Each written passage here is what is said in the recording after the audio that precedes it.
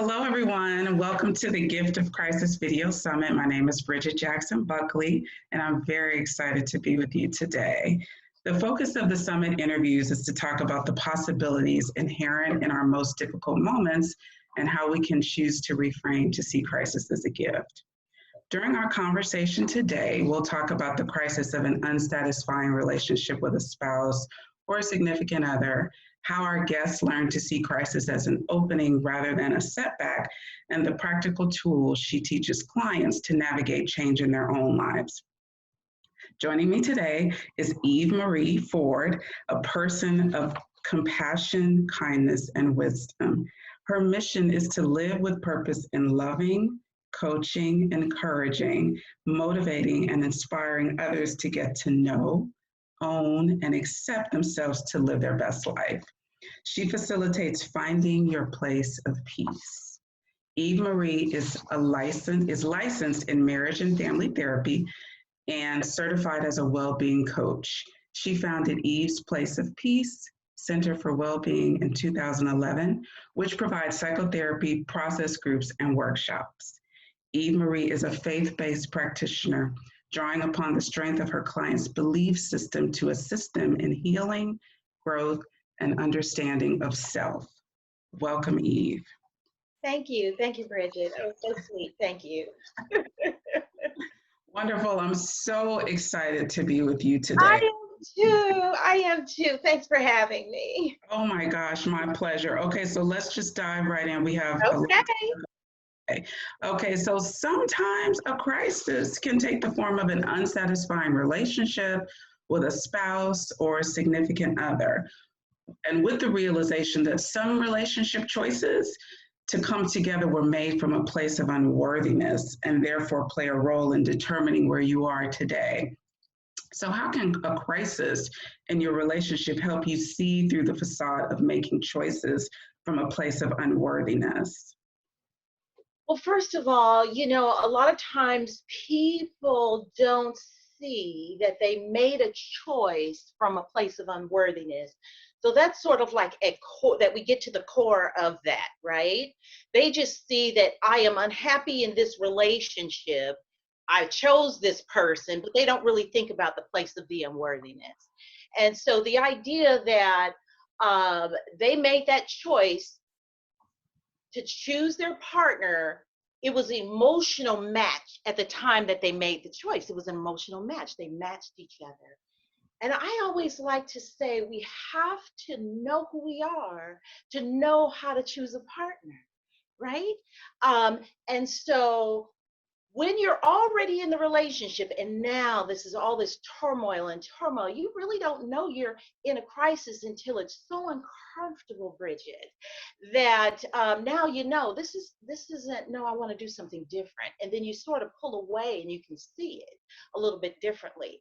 So you could choose one of two roles. You can blame, and I'm going to get out of this because I'm going to blame, or I'm going to look at myself and see what role I'm playing in this. That's Wonderful. Where you get to know yourself, right? Mm-hmm. And the minute you start doing that, the dance between you and your partner even starts to change. Because you can see, oh my goodness, something's happening here, right? I don't like what's happening here. How do I get out of this cycle of what's happening here? Absolutely. And I will jump down to, because you mentioned the word blame. And that is so, so important because I can definitely speak for myself at an earlier stage in my relationships where you don't even have the awareness to bring it here, like to look at yourself, to ask the more expansive question of what role am I playing in this? And so you can be in a state of victim mentality. Correct. Yeah, so let's go there. Like, how does blaming your partner or spouse for problems in the relationship perpetuate a victim mentality? And can you talk about what is a victim mentality and the role it has in negating personal responsibility and growth? So the victim mentality is when you look outside of yourself for everything basically that happens in your life, that a person doesn't take, responsibility for, I could be creating some of this, right? So in a relationship, a life partnership, you're coming to it with, oh, this person is doing this to me.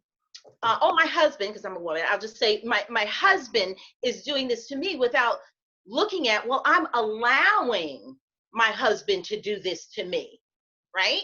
So then the question becomes, why am I allowing my husband to do this to me? What is it about me that would allow my husband to treat me this way? Because this doesn't feel good. So then that goes back to your original question of my worthiness, right? Because it's something deeper, it's something deeper, it's something deeper. And it does go to that sense of worthiness. Yes, So, I mean, oh, sorry, go ahead. so when I start to take responsibility, right, for why I'm allowing this, I could see its origins. A lot of its origins come from our family of origin, right? And we pull these habits, we pull these things from our family of origin, and that's what attracts our partner, because it's familiar to us, and usually he's doing something that, and I'm saying he, because I'm going to say my own husband mirrors a lot of who my father is. And I didn't want to believe that at first, and it was like, bingo, light came on as I studied this. And so it's like, no, I'm allowing something, and this is coming from me, so I'm going to change and grow within myself, so that I no longer have this boundary of what is healthy for me, and therefore becomes healthy in our relationship. Starts with ourselves. It really does. It really does. And you made some excellent points, Eve. Because, I mean, you touched on so many important points, because you said that the spouse or the partner is a mirror of someone from who was a caregiver when you were growing up. And we can say that with lots of people in our lives, that they are mirrors of us. But I have found, when I have this conversation with people about that people are mirroring aspects of yourself to you, qualities that you embrace and qualities that you disown, that sometimes that's difficult for people to take. They may look at their spouse and he or she is nothing like anyone from my childhood. But if you go just a little deeper, your parents are probably somewhere in there. Oh, totally. I didn't want to believe it. It actually, I studied, it's called the Imago Theory. Have you ever heard of that? I have. Okay. So in studying that, I had to look at, okay, what part of my husband is playing here? I saw a little bit of that, saw a little bit of this. But it wasn't until maybe 4, 5, 6 years in that I actually, like, the light bulb came on. It's like, oh yeah, okay, I see this, and I see how I am playing into this. And the tools that I give is, you have to look at yourself again. It's not so much the relationship. Of course, I love to coach in different tools in the relationship on how to communicate, how to get to know your partner, how to understand, how to love your partner. But it's like, you can't give to your partner what you are not able to give yourself.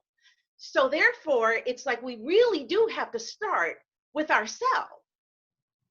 No, I agree. And it took me several years and lots of reading, right, to get to that point, to ask those questions of, why am I accepting so little for myself? Like, what issues in this relationship are reflecting my self-worth? And then understanding that, just getting to a place of understanding that things are not happening to you, they're happening for you. Absolutely. And a relationship, there's nothing like a relationship that really puts a mirror in front of your face to look at all of those things that you really don't want to see about yourself, that you can, once you look at and move to a place of integrating them, then you can feel more whole and more complete. Absolutely. Okay, so in wanting to make a change about in something about a relationship with a spouse or a significant other, you've talked about this so much, that there has to be a willingness to see yourself and to be okay with others seeing you in a new way. So can you talk about the internal resistance that is often present around seeing yourself in a new way and having other people see you in a new way? Absolutely. I'm going to start with, and this has been like a theme here in 2020 for whatever reason. Um, but I'm going to start with it's first of all, when you are in a relationship, and this relationship has come so dysfunctional where we're calling it a crisis, right? And you're moving outside of it, and you're becoming more aware of yourself, and you're becoming more aware of the things that you want in your life, because that contrast tells you, I don't want this, I want something more, and you're dreaming about something more, but you don't know how and how to get to it. So the idea is, again, for you to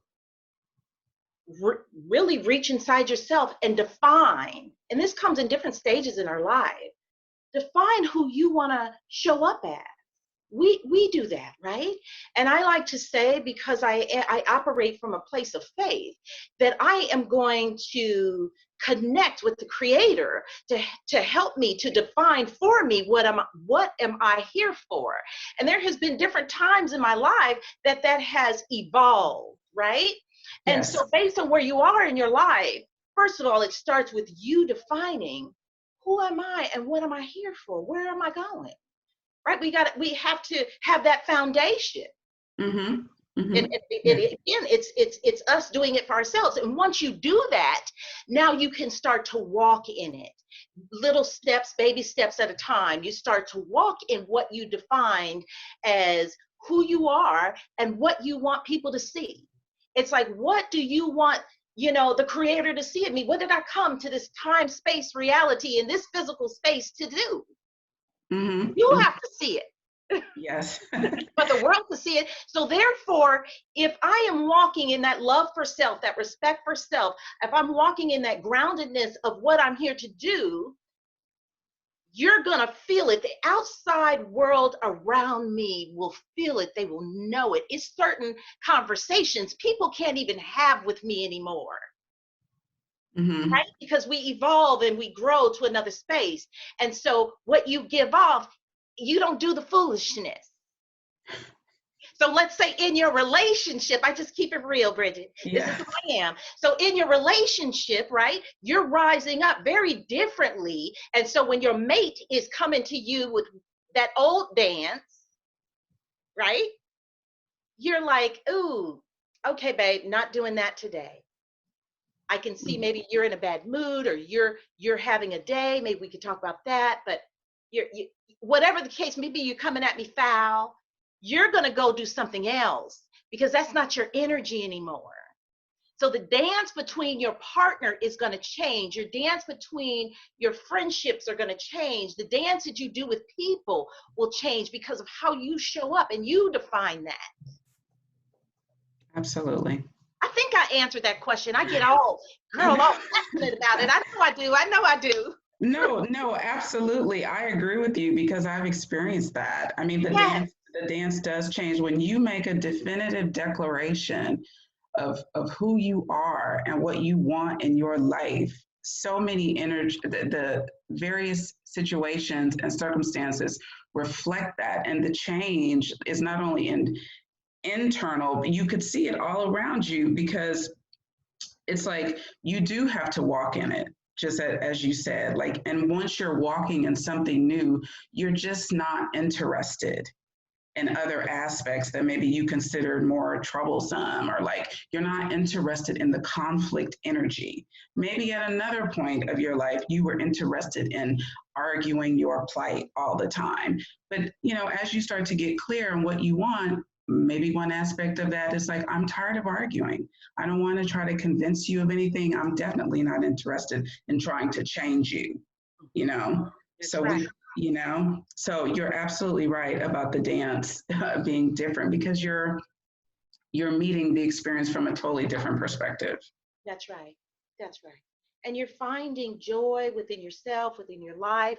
You're learning those things about yourself that maybe you were so caught up in your relationship you didn't even know about yourself. Your partner's watching you. Your partner's watching you. So I think when you first start to do a change and the dance changes, it becomes very threatening to your partner, and your partner will Yes. probably come at you a little bit harder, right? But you have to stand strong. That's why I say it's that grounding. You defined it. So your partner, just know your partner's going to feel threatened. They're going to come at you stronger. But the more you stand strong and they know that, oh, this is going to work, then I've got to probably do something a little different. If I want to spend time with her, then I've got to do something a little different, because she's putting her time over here where she's enjoying life, and I could totally see it. And when she was with me, oh, okay, she's not going to spend much time over here with me. So it's like that's what can bring the couple together, or it could bring you further apart. Mm-hmm. Mm-hmm. It could go either way. Yes, yes, it absolutely can. And it's not right or wrong, good or bad. It's No, it is. change. Thank you for saying that. It's change. That's Yeah. Yeah. And I know that change is not, I definitely don't mean to talk about change like it's just this easy thing to do, or like, you just snap your fingers and it is change. But you can't solve any problems or have any changes in your life from the same level of thinking that created it. No, you can't. You have to meet it with something different, some different aspect of yourself.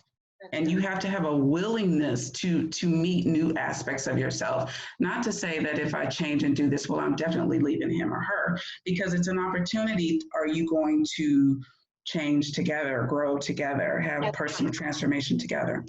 That's right. And I think that with platforms like you are creating, which is beautiful, more and more people, individuals, can learn themselves more and evolve to a place that they can meet their emotional match at a healthier space, and then know that within themselves that I'm going to continue to evolve. So therefore, my match in life has to be someone who is also committed to loving themselves and evolving. My generation, we weren't looking at emotional match. And maybe it was my culture, my generation, I don't know. We weren't looking at that. We just looked at this emotion. I love this person. I love this person. We weren't looking at, why am I attracted to this person? And is this person going to really match me on where I'm going?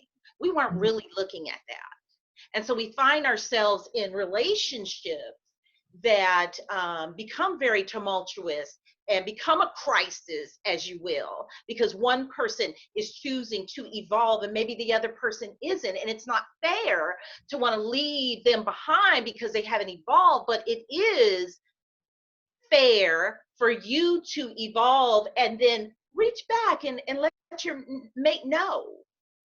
Mm-hmm. This is what I'm doing. This is how I'm doing it, and I'm enjoying it. You might too. It's like giving and pulling your mate up with you. That's love. It's like doing this with your mate, inviting them, not beating them over the head about how bad they are, what they're doing that is causing this issue. What I'm doing, and I'm loving it, enjoying it. Hey, you might want to try it. And when you were talking just now, it made me think about that there's, we tend to talk about most situations from a topical level of what we can see with our five senses, but there is so much going on the unseen levels. And as you step into this willingness to grow, to be lighter, your energy isn't as dense, it's not as heavy, it's not as chaotic and drawing to it like arguments and just discrepancies and all that. And that energy affects people who are in your environment.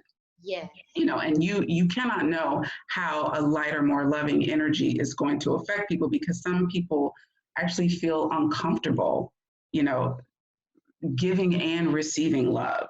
But I think ultimately, if the intention for you and your relationship is to give and receive more love and to be able to express it in a happier way, and to have that emotional connection and spiritual connection, like a conscious partnership, there is going to be I don't know, like I'm just, there's going to be some kind of change, something good happening in Europe, even if you can't definitively say what it will be. Is that? That's right. Yeah, you don't always have to have a plan. And I love your words, a conscious partnership.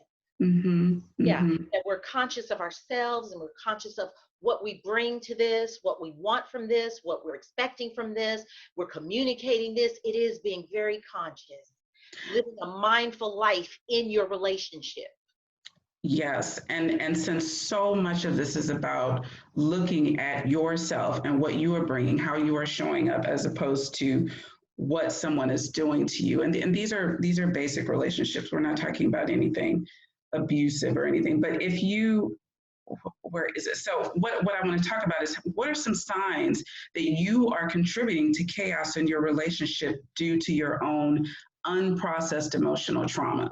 Like people coming to the relationships just from a problematic place. What are some signs of that? What are some signs? And you know what, Bridget? I don't think it's any one particular sign. I think it really Okay. is um, unique to that relationship and what they're both bringing. But what's real clear is you're going to have dissension. You're going to have dissension. Why is there so much dissension? And why can't we talk about it, right? Why am I in my head about it? I'm going to give you an example. This is so interesting in my own world because this just happened and I've been married 20 years. That's why we have to constantly be talking to our mate and evolving. There's something that my husband does. He's from a whole nother culture. He's from Kentucky. I'm from LA. That's a whole nother culture. Mm-hmm. So it's something that he does. And in my mind, I've created a definition of it that causes such angst within me that when he does it, I get very angry at him. Right? So now you wonder, what is this thing? What is this thing? I know. No, he sighs. He sighs really loud. And you can hear it. And when he sighs, and every time he sighs, it's like, right? In my mind, I'm thinking, what is wrong with him? Why is he so negative? He just got in the door and he's negative. This is how I'm thinking, right? And so it was during the holidays last year, 2019. I happened to be at home in the bedroom, just doing some things, piddling around, and he came in the office. And I could hear from the office, he did that huge sigh. And in my mind, I'm like, now this has been a good day. Why would he have to come home and do this sigh, right? And I must have been talking out loud because I'm a mumbler when I'm by myself. And he heard me and he said, what are you in there mumbling about? It's really funny because I can hear it. And I said, well, you know, if you have to know, it's that sigh. And it's so negative. Right? Okay. And he said, what are you talking about? It's not, what are you talking about? I just got home and that was a sigh of relief. And then the light bulb came on for me.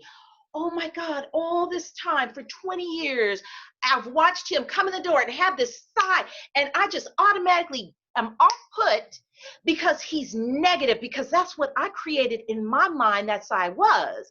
So then he walks towards the bedroom and he wants to solidify that, you know what?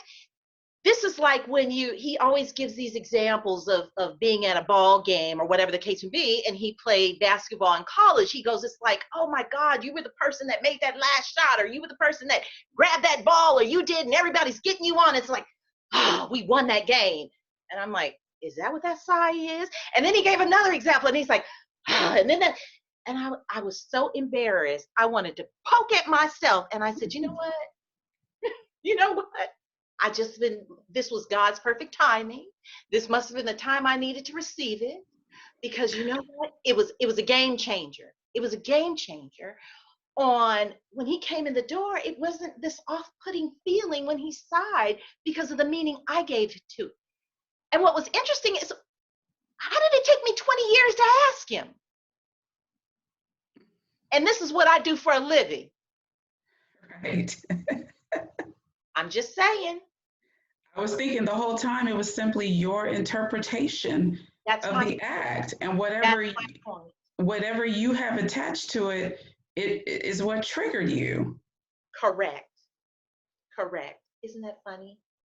And Because all it was based, it sounds like it was based in something that has nothing to do with him. nothing at all to do with him. And this is what we this is what we bring to our relationship. So we can be working and evolving and evolving and evolving, and it's never ending. It's never ending. We surprise ourselves, and all I could do is embrace myself and say, babe, for 20 years, this is what I've been ascribing to it, and I am sorry. He took my forgiveness, and I forgave myself, and now we're pushing it forward. But it's like that's where the communication is key. If that angst is something is bothering you in your relationship, and that's unique to my relationship, as you can see, it's that thing that now we have to just talk about. Mm-hmm. Mm-hmm. Talk about it. That's all. Let's communicate and see where these things are coming from. Let's have an understanding of who we are, and where we come from. That family of origin, honey, we really need to know that family of origin, who we're partnering with. Absolutely, because we're all composites of the people who reared us. Yeah.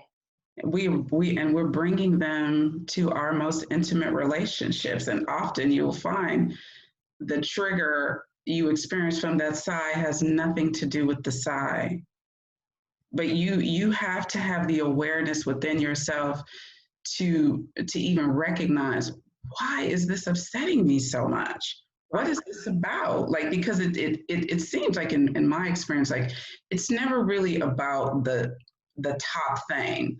Like it's never really about the dishes. It's never really about the side. It's never, there's always something underneath it. But you have to be willing to look. You have to be willing to look. That's right. And not all of us are willing to look at ourselves. And it's exciting and it's fun, because you just become a better version of yourself when you do, because now you're more aware of that thing, and it permeates to every relationship of how you may have ascribed something that is not necessarily that thing. Absolutely. Absolutely. And I think it's also important to interject here, because also when you were telling that story, it made me think of, we are where we are. Yes. And it really doesn't serve a purpose to render all of this negative self-judgment on yourself, to say, well, why did it take me 20 years? I mean, you do the best you can with where you are, and when you know better, you do better. Absolutely. It really does not help to judge yourself. And being critical of yourself or someone else it's so problematic. So you want to let that go, I think, as much as possible. Absolutely. And here's the thing. When you're willing to look at yourself in a relationship and see where you are flawed, and you want grace from your partner, from your friends, from your family, you want that grace because you can see where you're showing up as not maybe your best self, then when you can lay that judgment down of yourself to be that better person, then you can also give that to other people as well, giving them that grace, because you're able to give, you want that for yourself, so you're able to give that to others. The more you're able to give yourself, the more you're able to give to others and have compassion for where they are.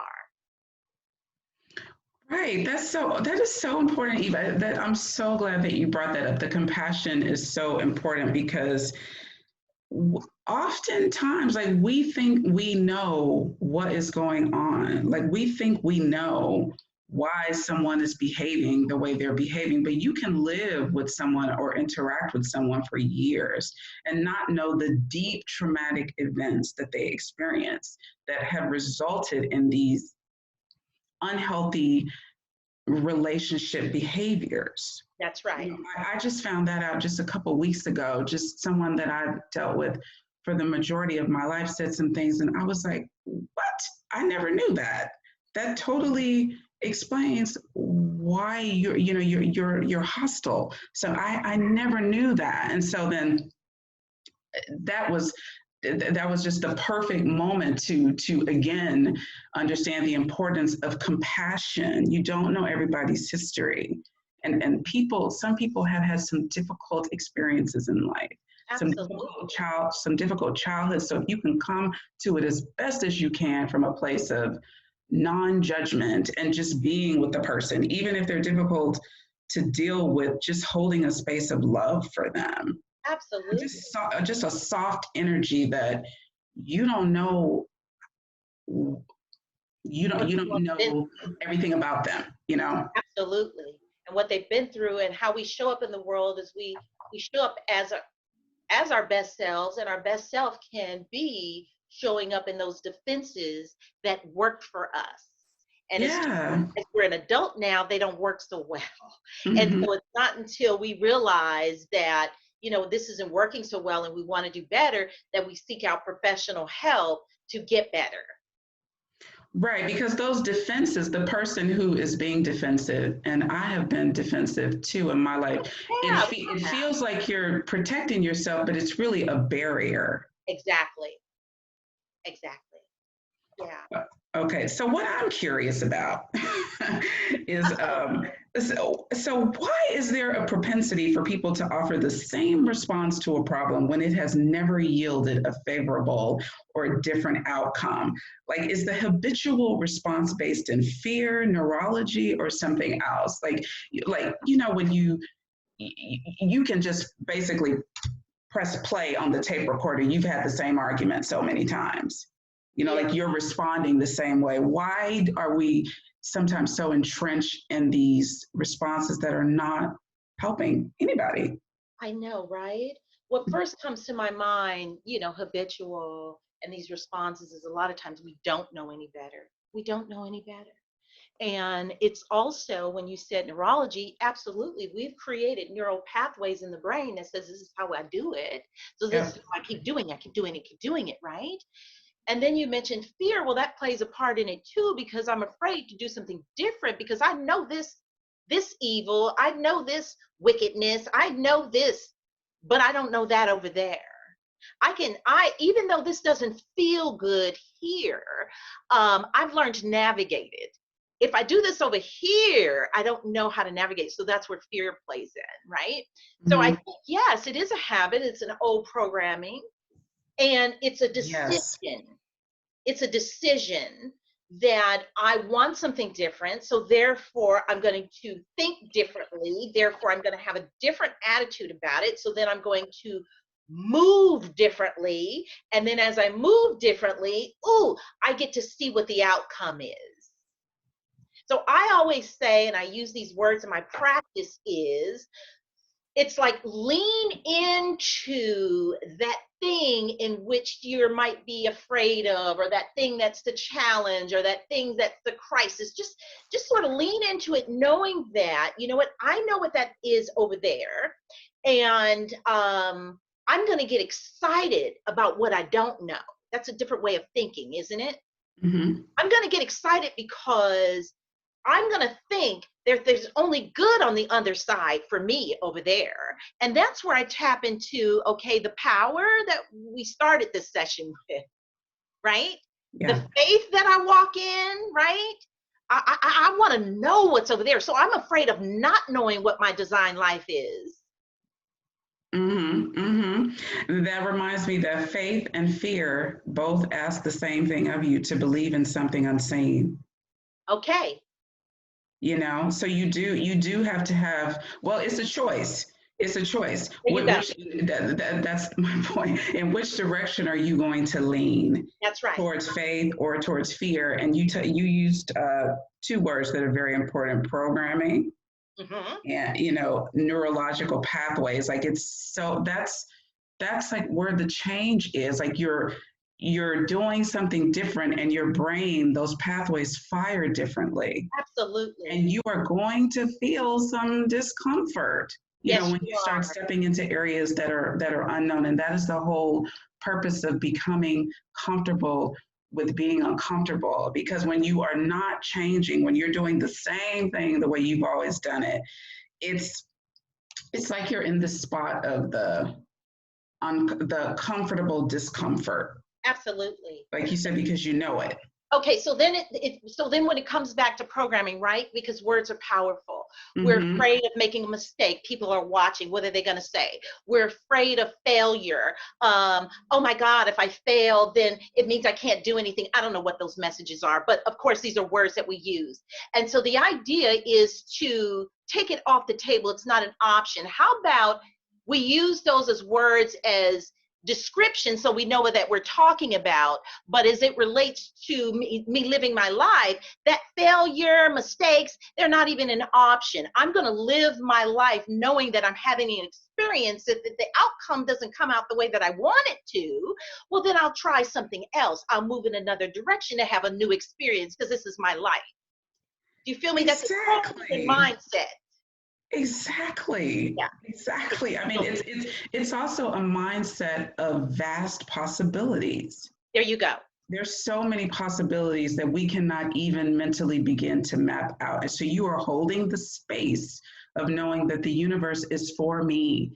The resources will meet me. I am willing. I am open. I am here. I don't have to have it all figured out. I don't have to know where that next step will lead. I have to just be willing to continue to walk, to move forward. And so that's a perfect segue to the next question, because even when you're in the midst of a relationship crisis, a challenging situation, there are glimmers of inspiration that are present. I mean, we all have this very exquisite and loving internal guidance system built into us that speaks to us, in ways that we can understand. But, sometimes internally we're so noisy that it's difficult to hear. That's right. So this guidance speaks to you, and sometimes it may not make sense to the logical mind what the inspiration is pointing to, but it's there nonetheless. This is an opportunity for you to trust that guidance. But so why do you think there's often a hesitance to act upon the internal guidance and to instead let intellect talk you out of some small aspect of what you can do to help yourself or to change a situation? Like you don't trust that because it doesn't make sense to you, because you don't know where it'll lead. Right. I think it's because, first of all, we're not taught to connect to that inner voice. We're not taught really to listen, or that we have that sixth sense going on. So therefore, it's not something that is developed. And it's only Yes. when we are at a place, I want to say almost at a place that forces us to want something new or different, and then we're open to hearing it, and then we listen to it and we get a glimmer of it, and that's me, right? Oh, this feels good. All right. And then we connect to it and we like it more, and then we follow it, and then it gets bigger. So it's not until we realize and connect to it that doesn't it becomes soft. It stays soft. It stays soft because we're more connected to the intellect. We see ourselves as these physical beings. But as you shift into more, I'm more than just this physical body. I'm more than just these thoughts. I'm more than just what's happening around me, right? And you connect to that greater that's in us, that moves through us, that's a part of us, and you connect it and you spend time with it, then that becomes louder, and you listen to it and you learn to trust it. So I think that's why. That is, I could not agree with you more, Okay. because that is exactly what I experience. It becomes louder when Yes. you trust it, when Yes. you act upon it, because then you can look back on all of these different situations when you thought death was imminent. Yes. If we can't, get past this problem in our relationship, I'm just going to die. If he doesn't do this, I'm going to die. If it doesn't happen the way I think, I'm going to die. And as you trust what comes through you, like, wow, well, we made it through that. Yes. We thought that was the end, but we made it through that. And this is not just for a relationship crisis, it's every aspect of life. It's every aspect of life. It's looking at a crisis as a challenge in life to grow. What is this designed to give me that I am going to therefore need in my future? Right? And that's hard when we're in it. I get that. Yes. So that's why it's like lean into it knowing that something's coming from this. This is not going to take me under. I'm going to grow from this. I'm going to be stronger from this. My sword will be sharper from this. Whatever I'm gathering from this is bigger than me. This is designed to help others as well. You know, it's whatever can help you lean into that crisis to get what you need from it to move your life forward. Absolutely. I mean, if you can get to and I agree with you that when you're going through it, it can be difficult. Sometimes you need a little bit of space. Yes. But from what I have experienced in my life, when I had a different perspective when we were going through our crisis that I write about in the book, there was a lot of fear. I mean, there was just so much fear. And so now, you know, when a challenging situation arises, there's not nearly as much fear because I have a framework. I can understand that a crisis or a challenge or even just something small can be a catalyst for change. It could be a doorway, like there's something there. And I don't always have to know what it is, but I have something to hold that experience with to know that something bigger is happening. Yes. And I don't, you know, of course we're humans, we're going to experience emotions.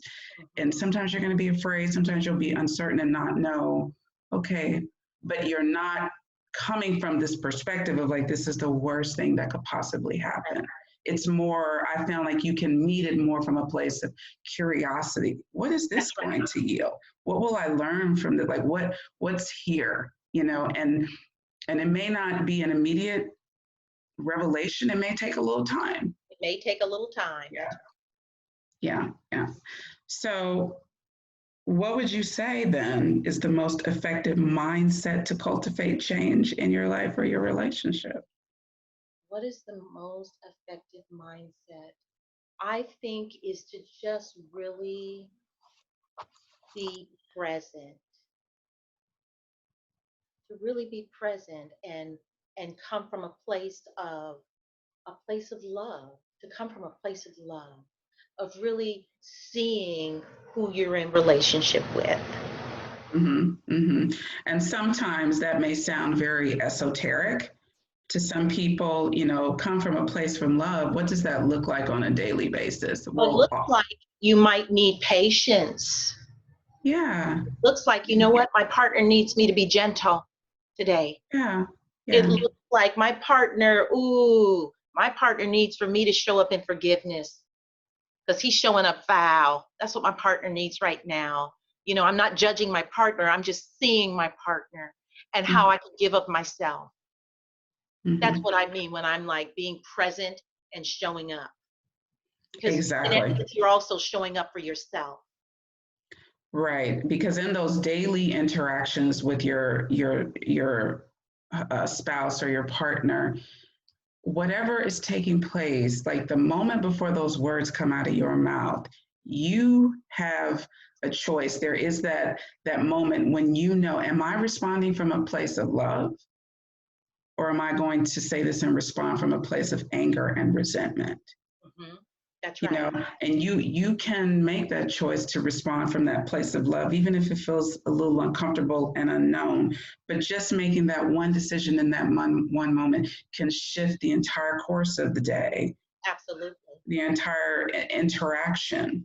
That's right. I love it. Just being present, being with the experience. And to do that, though, I want to say this, to do that goes back to spending time plugging in to your energy source, which I call God. Yes. Because then you can show up. Yes. Okay. Yes. Cultivating an intimate relationship. That's right. Yes. That's right. Yes. So how would you say that you allowed crisis to deepen your understanding of yourself to become a better person instead of a bitter person? I think that I was born in crisis and I didn't understand it until much, much later in life. and it came from a place of really wanting to be in peace, uh, find my peace, find my prescription for peace. And part of that came in looking at myself, learning to love myself, so therefore I can love others. It took a long time to get there. And so, yeah, I think it's really having a relationship with, again, God, learning who God is relative to who I am, and relative to others in my life. So it's really in that order. It's plugging in and it's knowing, it's having a knowing of what I'm connected to, and which I can have that power and be plugged into the infinite of resources, and not being afraid and trusting life. So it's like trusting God and trusting life's process, and learning to trust ourselves.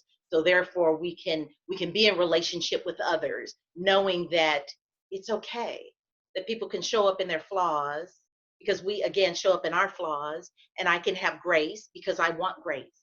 It's that reciprocation. Mm-hmm. I don't know. Am I answering that question? No, you are, and what real, I mean, I love what you said so much, and what stood out to me, what really resonated with me was that you said you wanted more peace. You Absolutely. know, at some point in your life, you just get tired of arguing. That's right. And this is really where it starts, and it just sounds so. Some of these things that you hear so often, they sound so like people may say like flighty or like I said esoteric, but there's really truth in it. Oh yeah. There's absolute truth. Like if you internally have peace within yourself, you take that peace with you wherever you go. Wherever you go. And that is how peace in your household translates to peace in your community, peace in the world. It has to begin with you. That's right. That's okay. Right. So last question, what has been the most surprising or unexpected part of finding a gift in crisis? What has been the most surprising part of a crisis? Of finding a gift in crisis. Oh my. This makes me want to almost tear up. But my largest crisis, and this is very real, is I couldn't find myself in this. Again, I couldn't find myself until I owned who my mother is. And my mother suffers with bipolar disorder with psychotic features. And so as a child, as a teenager, as a young adult, I truly suffered. And it wasn't until I forgave my mother and surrendered to what God or what life had for me that I found myself and my practice. And I owe every day that I walk into my practice to help people to my mother. That's from the heart. And that was decades of crisis. And I'd go through it all again to be here. Thank you. Thank you. Thank you. So many blessings to you. Thank you for sharing that with us. It was so powerful. I really hear you and feel the love in that statement. Thank you so much for sharing that with us. I have so enjoyed talking with you, Eve Marie. I have so enjoyed this. I thank you so much for sharing your insights and experience and so much love with us today. I so appreciate your time and effort. Eve Marie Ford, thank you. And just our last thing, what is your free gift for participants? I would like to send everybody to my website to actually check out my words of wisdom and just try to ingest them in your heart today. Wonderful. Eve's Place of Peace, Center for Wellbeing and Psychotherapy in Encino, California. Thank you. Thank you, Eve. Thank you.